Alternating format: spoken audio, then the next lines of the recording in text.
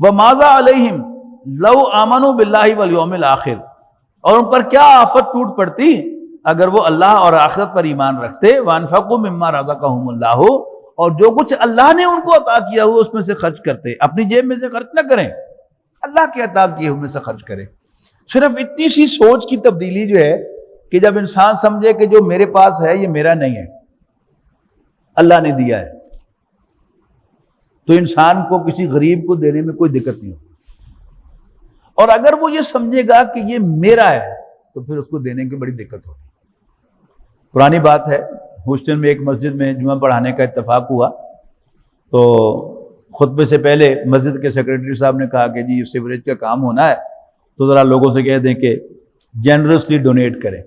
میں نے ویسے پوچھا کہ کتنا ایک ایسٹیمیٹ ہے، انہوں نے کہا $7,000-8,000 کا ایسٹیمیٹ ہے.